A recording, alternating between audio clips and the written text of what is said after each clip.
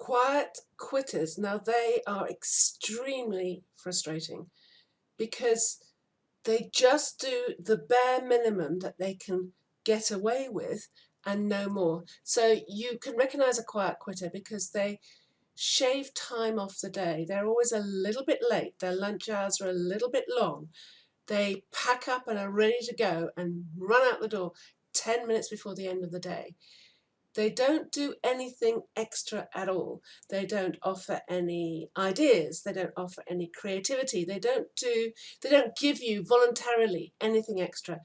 You may find that they actually are quite passive and just sit there and wait to be told what to do. They aren't using any innovation, and they certainly aren't being proactive. So what can you do about quiet quitters? Because they are frustrating. So frustrating. Well, the good thing is that this time of year, this is the summer, is a really good time to start thinking about what you're going to do. Because come September, first couple of weeks of September, we've got sort of in our psyche the start of a new year, the start of a new academic year. Everyone's come back from holiday and it's ready to go again. Also, it's a lovely period of time to set a goal to achieve by Christmas, because that's just under 3 months. So you can set goals to achieve by Christmas. So this is a really important communication time of your year as a manager to kind of rally the troops again post-holiday into, hey, we're back at work, let's achieve something now. So what can you do about the quiet quitters? Now, COVID has caused many people to think, what am I doing? Why am I doing it? All this kind of thing. They've been on furlough possibly for some months. They've lost motivation. They've lost energy. They've gone flat. And they are really thinking about, what do I do with the rest of my life? And I get that. That's a good question for any person to ask themselves. The problem is that they've got to take ownership of this question. They've got to find the answer to this question. They certainly cannot abuse your good nature or abuse the salary that you're paying them whilst they figure this thing out. So what happens is that people come back a bit flat from COVID. They don't do work very well, which means that they have got a sense of guilt about it. They've got a sense that it's not good enough. They don't receive praise because they're not doing stuff that warrants praise. And that makes them feel more and more dissociated from work, so they do less work. This is a cycle that can just take people down into the most miserable place. They're doing this subconsciously. They don't know they're doing this, but this is what you can see is happening to people. They come in questioning, they come in without energy, they do poor work, they feel guilty about it, they don't get praise for the work that they do because it's not really that good, and therefore that makes them feel more disassociated from work, and down they go, deeper and deeper and deeper. So what can you do about reigniting these quiet quitters, helping them connect back to their work? Now, the clue is in the article where the byline was, and I want to get this right because it was a really good byline, which was about the meaninglessness of modern workplaces. The meaninglessness of modern workplaces. They're finding the work that they're doing personally unrewarding. Now, many managers think that people work for money, and yeah, that's true. But actually, what they work for is respect. They want to be respected, part of a team, to belong, that they matter, that the work they're doing is appreciated. Now, money is one way of showing respect and appreciation. And certainly if money is out of sync with what they feel is fair, then they will lead into a conversation about money. But money is a tool of respect and appreciation, not the end thing that they want. They want respect and appreciation. Now, if they're in this cycle of not enjoying work, not doing it well, feeling guilty about it and not being appreciated because they're not doing work well, which means that they do work less well, then there is no reward, appreciation and validation So the clue is there.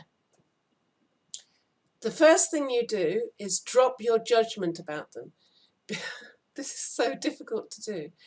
But if you see them as someone who's got stuck in a cycle that they can't get themselves out of, that's taking them down, you will be able to be kinder and more understanding to them in conversations with them. That means that you're able to have a conversation with them where you're in no judgment about them. You're just talking about the fact that they're a bit stuck at the moment, as actually we all have been personally at points in our own career. So we've all been there. We know what it's like. So you can kind of park the judgment as you help them explore what's going on for them. The next thing to do is to reward them for what they are doing well or what they have done well in the past. Yeah? You need to actually spell it out. What you appreciate them, what you value about them, the contribution they make, the importance that they have within the team, how the team is better for them being there. Yeah, and you need to tell them this. So you're breaking that cycle of not being rewarded, not being validated. You're breaking that cycle. Now you need to do that honestly and truthfully, and sometimes with some individuals, it can be difficult to find something to praise them for, but do find it. Then you need to tell them and spell it out for your team and for the individuals in your team why their work is important. It's so important. I'll give you a quick example. Finance team. Why is their work important? Their work is important because the data is accurate and timely, and it means that people can make really good decisions that impact the profitability and the effectiveness of the business, that keeps them and their colleagues employed, and ensures that whatever product or service you're delivering continues to be available at a good price, at a fair price, at a healthy, profitable price for your customers.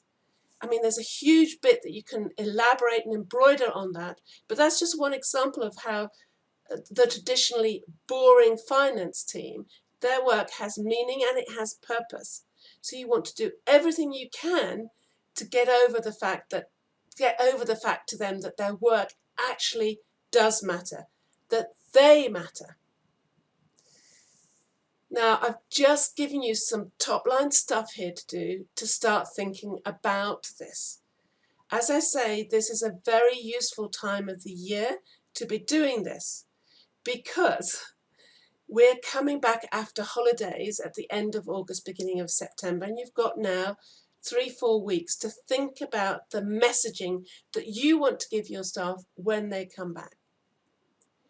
If you want to know more about this subject, go back to the email, hit reply and go yes.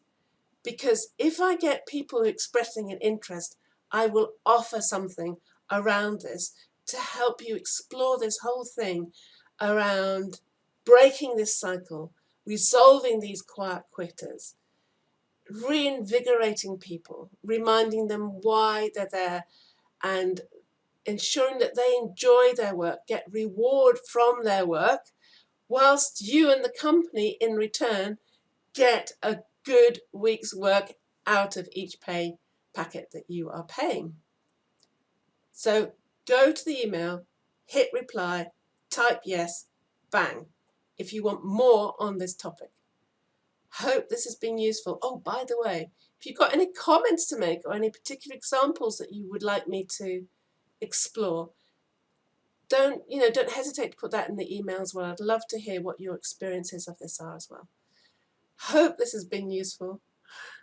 Take care now. Bye.